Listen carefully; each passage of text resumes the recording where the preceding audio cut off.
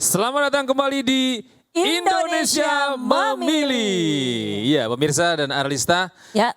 Tadi kita sudah lihat ya sebelum break tadi ada informasi seputar bagaimana perjalanan pemilu Betul. di tanah air ini sudah ke-13 13 dan kali melahirkan pemilu. sebanyak 8 presiden nantinya ini ke-8 ya. Ya. Dan kita juga melihat bagaimana setiap daerah memiliki tantangannya sendiri. Karena Indonesia ini terdiri dari negara kepulauan, tentu setiap pulau ini punya hambatan dan halangan, terutama dari kondisi geografis ya harusnya ya. Betul. Untuk hari ini kita mencoblos tanggal 14 Februari ini tanggal 13 kemarin itu masih ada daerah yang berusaha untuk mengirimkan logistiknya gede Betul. demi 5 menit untuk 5 tahun. Nah, kita juga lihat bagaimana perjuangan para anggota KPU, anggota Bawaslu dan KPPS di daerah-daerah ini kita memberikan apresiasi yang sebesar-besarnya yang telah memberikan usahanya untuk menyalurkan dan menjadikan gelaran ini dapat diikuti oleh seluruh bangsa Indonesia dimanapun berada. Dimanapun mereka berada, entah itu di kepulauan terpencil, terluar, terujung, ini para petugas ini mengirimkan logistik mereka ini dari naik perahu gede. Ada yang nyewa perahu.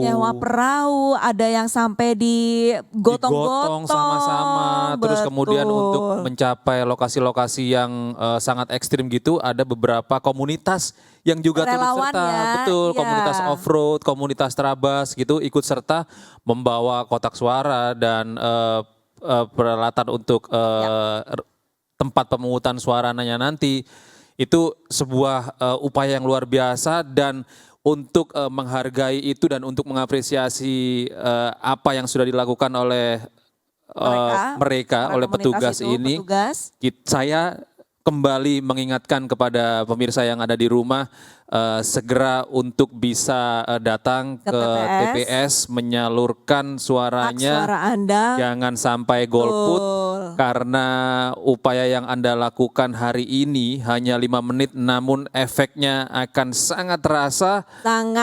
Selama 5 tahun ke depan. Karena satu suara itu sangat dibutuhkan untuk Indonesia pada hari ini. Jangan sampai tidak datang ke TPS dan mencoblos paslon ataupun caleg-caleg yang memang sudah tertera di sebelumnya di rumah pemirsa. Ini APK ini kan banyak sekali bertebar. Kita lihat pemirsa sebelum memberikan hak suaranya di tempat pemungutan suara calon wakil presiden Partai Perindo nomor urut 3 Mahfud MD sholat subuh berjamaah bersama istri, keluarga dan kerabatnya di Sleman, Yogyakarta. Iya, dan Mahfud juga nantinya akan mencoblos di TPS 106 Dusun Sambilegi Baru, Lor Desa Maguwo Harjo.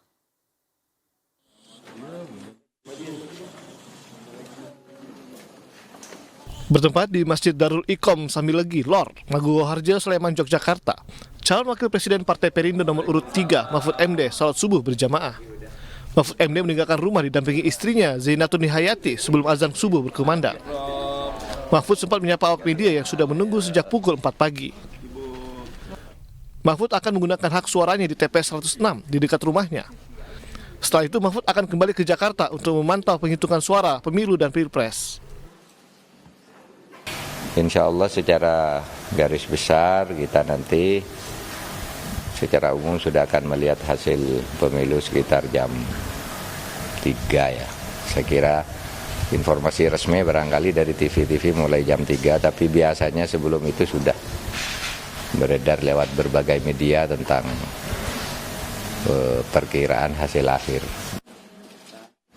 Warga Padukuhan Sambilegi, Lor, Maguwo Harjo diketahui mendesain TPS 106 layaknya tempat hajatan dengan latar gambar rumah khas Yogyakarta. Dari Sleman, Yogyakarta, Irfan Hadiansah, M. Hoirudin, iNews melaporkan. Mundurnya karena ada Iya, kita tadi sudah melihat bagaimana persiapan Profesor Mahfud MD begitu ya sebelum menjalankan aktivitasnya terutama untuk mencoblos pada hari ini di Sleman, Yogyakarta. Tapi kita juga akan melihat rekan kita nih yang sudah ada di Hambalang. Bogor, Jawa Barat. Bogor. Sudah ada rekan kami Steven Patinama. Selamat pagi Steven, ini bagaimana persiapan Prabowo untuk mencoblos pada pagi hari ini? Apakah sudah ada tanda-tanda untuk keluar nih ke TPS nih? Ya, selamat pagi Arlista dan juga Gede. Baik, saya sampaikan saat ini saya tepat berada di depan pintu masuk kediaman dari calon presiden nomor urut 2 yaitu Prabowo Subianto yang berada di Bukit Hambalang, Desa Bojongkoneng, Bogor, Jawa Barat. Untuk kegiatan hari ini sendiri belum diketahui. Prabowo menjelang melakukan pemungutan suara di TPS 33 yang berada di dekat kediamannya. Kita belum mengetahui apa saja kegiatan yang dia lakukan di dalam kediaman. Untuk jadwal Prabowo sendiri untuk melakukan proses pemungutan suara dijadwalkan akan mendatangi TPS 33 yang berjarak sekitar 30 menit jika ditempuh dengan berjalan kaki dan hanya 5 menit saja dengan kendaraan bermotor. Nantinya Prabowo akan hadir pada pukul 9 pagi nanti yang rencananya dia akan memberikan hak suaranya dalam pemilihan presiden dan calon presiden maksud saya dan wakil presiden 2024.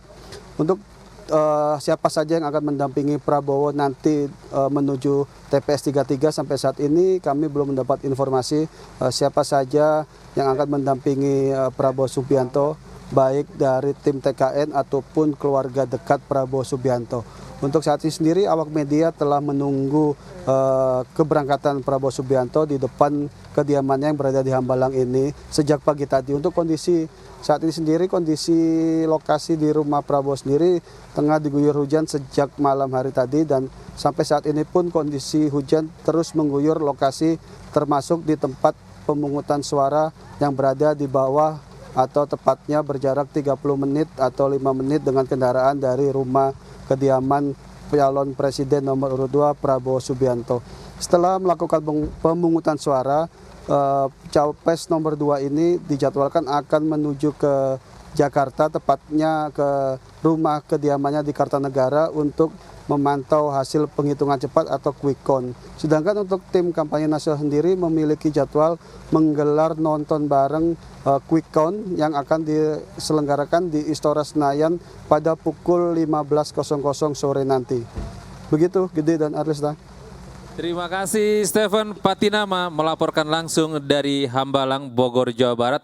Tepatnya di lokasi rumah dan TPS Pak Prabowo ya nanti ya. Nah, kita akan membahas bagaimana dinamika pemilu di tahun 2024 ini karena setiap pemilu itu punya dinamikanya sendiri, ada dramanya sendiri, kemudian ada keunikannya sendiri. Nah, ada kita akan tersendiri. Betul, akan bahas bersama dengan 3 narasumber yang sudah hadir di sini, narasumber yang sangat bersemangat hari ini. Kita sapa terlebih dahulu ada Mas Gun-Gun Herianto, pakar komunikasi politik. Selamat pagi Mas Gun-Gun, apa kabar? Mas Gun.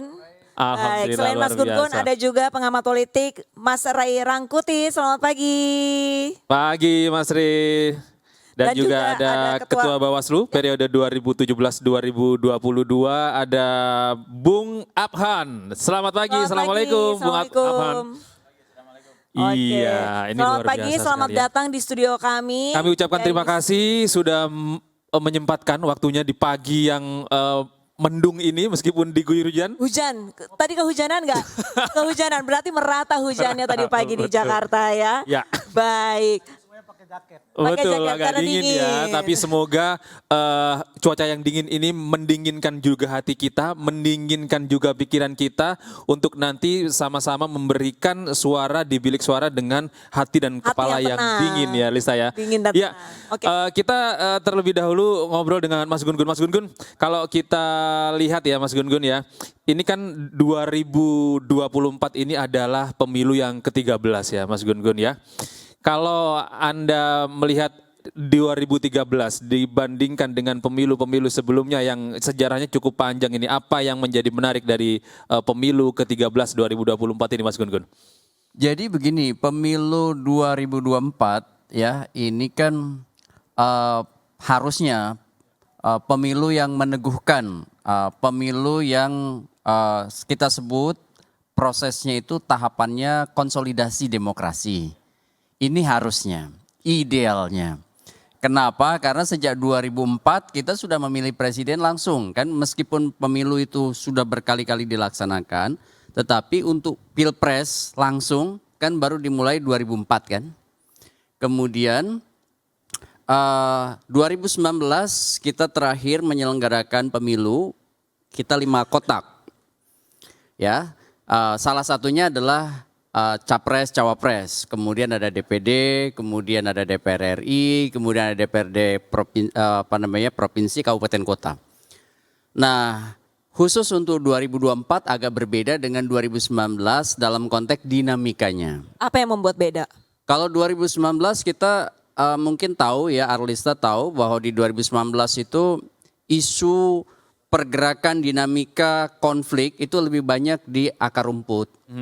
Iya kan? Ya. Kenapa? Karena isu SARA itu begitu kuat tuh waktu di 2019. Mungkin Pak Abhan tahu betul tuh di 2019 bagaimana bisa isu SARA jadi determinan Politik identitas. politik identitas. Tetapi 2024 itu vertikal. Jadi konfliknya itu lebih banyak sebenarnya di elit. Kuasa politik elit. Contohnya misalnya bagaimana pergerakan aktor-aktor politik utama di partai. Misalnya mulai dari proses kandidasi sampai terakhir-terakhir ini bagaimana misalnya kita tidak pernah membayangkan kan Pak Jokowi misalnya ada rivalitas tersendiri dan PDI Perjuangan di mana PDI Perjuangan adalah partainya waktu 2019 dan 2014. Siap. Nah, relasi antagonistis itu kan terlihat di 2024. Ya. Baik. Kalau dari Mas Rey, seperti apa nih Mas Rey? Anda melihat pemilu 2024 tahun ini? Iya, kayaknya seru ya. Ya. Tadi udah dijelaskan oleh Bung Gun-Gun ya beberapa hal gitu. Tapi menurut saya yang paling menonjol 2019 ini antara gerakan politik dengan gerakan elektoral tuh saling terkait gitu. Saling melaju gitu. Di satu segi ada gerakan elektoral, urusannya memang pada hari ini, soal menang dan kalah gitu ya. Tapi saat yang bersamaan tumbuh di tengah masyarakat kita itu semacam gerakan politik yang mengkritisi berbagai kebijakan yang dilakukan oleh presiden, termasuk di dalamnya tentu kritik orang terhadap tingkat netralitas presiden terhadap Ini tahun 2024 ya, 2024. Mas Rey? Jadi oleh karena itu kelihatan nggak akan selesai di hari ini gitu. Elektoralnya sih selesai hari ini kan, bahwa tinggal nunggu hasilnya seperti apa kan. Ya. Tapi yang disebut dengan gerakan politiknya kayaknya enggak gitu. Nah, saya sebut berkait itu karena gerakan politik ini salah satunya adalah melihat apa yang dilakukan oleh presiden terkait dengan elektoral yang saat ini kan. Orang menganggap presiden sudah mulai lebih banyak ya sikap ketidaknetralannya. Ya. Yang sepertinya lebih apa istilahnya itu ya. Cawe-cawe. Ya itu cawe-cawe, tapi lebih harus utamakan paslon tertentu begitu dibandingkan dengan 3 kandidat yang lain. Tapi itu tentu saja dekat dengan sebab karena anaknya ikut terlibat di dalam gitu. Iya.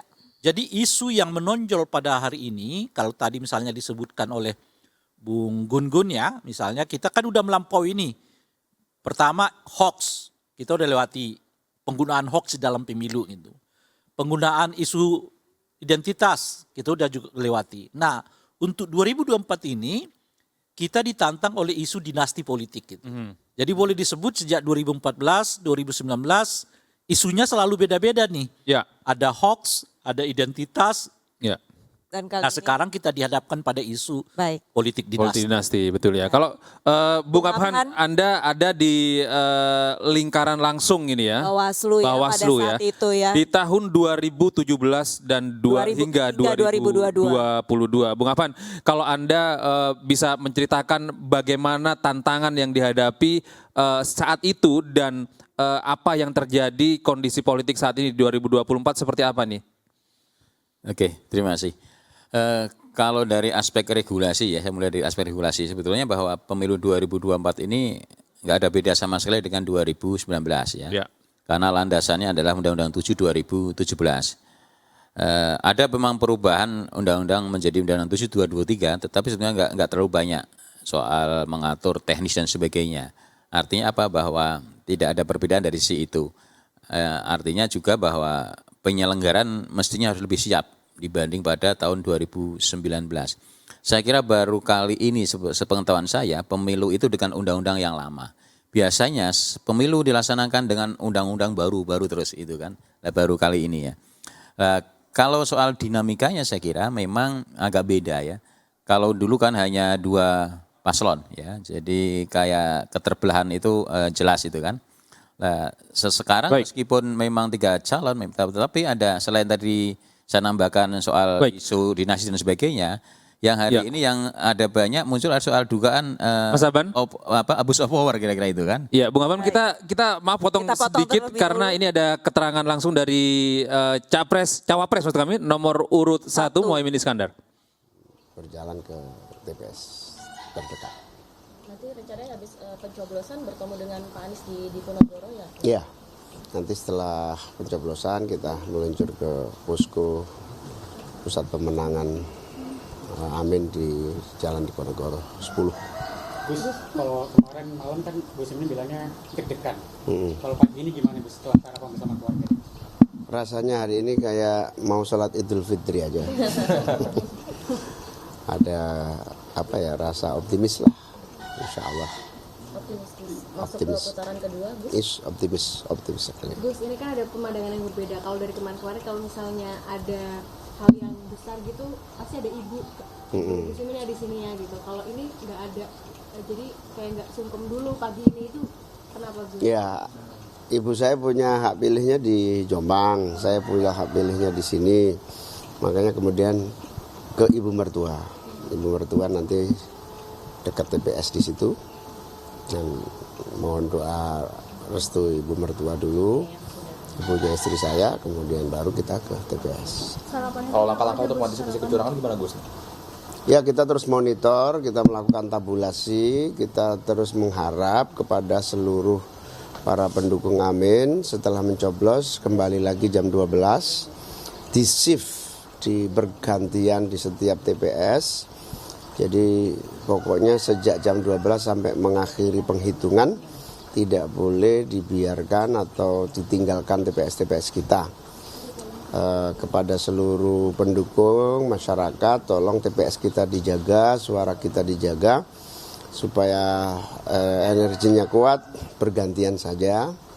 Setiap shift bisa 2-3 orang di luar, di dalam 1 orang. Tadi selain sarapan ngapain aja nih Gus sebelum pencoblosan? Sarapannya apa? Sarapannya biasa seperti rutin, telur 3 buah, kemudian buah ditambah air madu. Nanti nyoblosnya bersama istri tercinta dan 3? Ya, 3-3-nya sudah punya hak pilih semua. Bareng-bareng Gus berarti ya? Bareng-bareng. Pagi ini udah teleponan sama Pak Anies?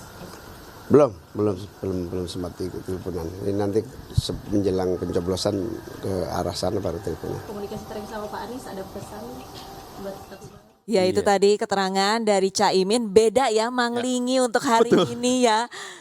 Tampak lebih ganteng begitu ya Gede ya. Lebih bersih begitu ya, lebih cerah gitu ya, auranya kelihatan sekali hari ini ya Tapi Caimin. tadi yang disampaikan oleh Caimin ini sebenarnya tidak hanya TPS dari tim pemenangan Caimin sendiri, tapi juga semua TPS ini harus dikawal, jangan sampai ada kecurangan. Betul. Pemirsa. Kalau saya melihat tadi, saya sangat hampir tidak mengenali bagaimana Caimin dengan bajunya, kecerahannya ini mungkin terpengaruh juga dengan sarapannya hari ini. Sarapannya, yang bisa kita contoh ada telur 3 buah dan juga 3 butir maksud saya, ada buah-buahan dan juga air putih yang ditambah dengan madu begitu luar biasa. Protein, serat dan vitamin itu langsung ya diserap pada pagi hari, makanya mengeluarkan aura-aura ketampanan pada pagi hari ini. Dan kita juga masih akan terus membahas bagaimana dinamika pemilu tahun 2024, pemilu ke-13 yang akan memunculkan presiden kita yang ke-8 masih dengan 3 narasumber kita yang luar biasa di studio kita hari ini.